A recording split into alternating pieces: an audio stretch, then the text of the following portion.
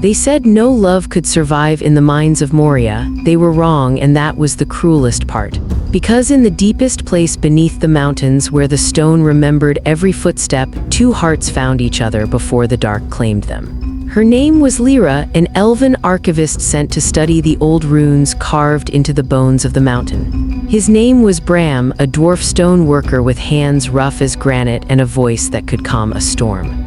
Neither of them was supposed to matter to the other. That was the rule before the rule became impossible to follow. In Moria, even a whisper traveled for miles through hollow corridors, but somehow their laughter kept finding each other in the dark. He showed her the hidden chambers where the old lamps still glimmered like trapped stars, and she showed him how to read the fading songs of the elves written in silver ink. Every day, the mountain grew louder around them. Every night, the silence between their world and the darkness below grew thinner. And still, when Bram looked at Lyra, he did not see an elf from a distant kingdom. He saw the only light in Moria that never needed a flame. It began with a sound no dwarf could mistake, a hollow echo too deep, too alive, rising from the roots of the mountain. Bram heard it first in the silence between hammer strikes, when even the stone seemed to hold its breath. He did not tell Lyra that night. Some truths were too heavy to place in gentle hands. But she saw it anyway in the way his laughter grew shorter and his silences stretched too long. "Something is waking," she whispered one evening, her fingers tracing a rune that no longer glowed. Bram did not answer, because in Moria, naming a fear sometimes made it real. Days passed and the mountain began to remember its anger. Cracks spread like veins across the ceilings of ancient halls, and still they met in secret, as if love itself could hold the mountain together. "Come with me," Lyra said at last. "Leave this place. There is still light beyond these halls." Bram looked at her as though she had asked him to abandon his own heartbeat. "Moria is not just stone," he said quietly. "It is memory, it is blood. It is my people." And in that moment, Lyra understood. Love had not brought them to the same place, it had simply built a bridge that could not last. So instead of leaving, she stayed.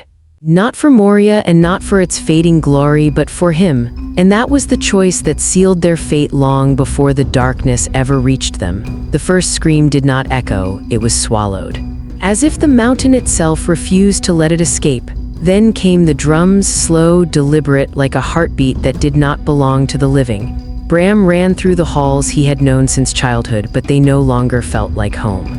They felt like a warning. Lyra found him at the Chamber of Records, where the oldest truths were kept and the newest fears began. "It's here," she said, her voice steady even as the world trembled around them.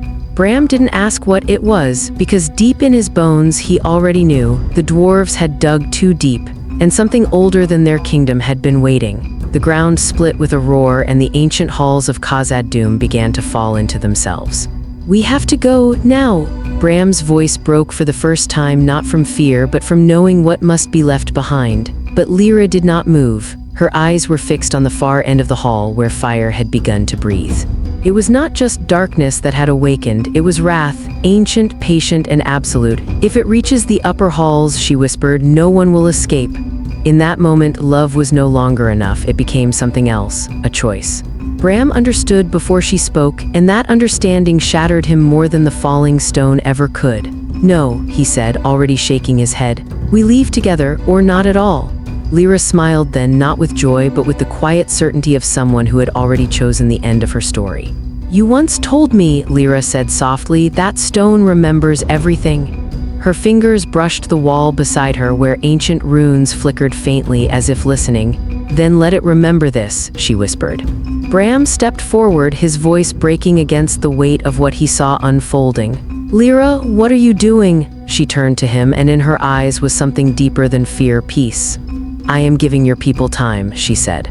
"And giving this place something it has not known for a long while. Light." The ground trembled again, but this time the darkness recoiled, not defeated, but delayed.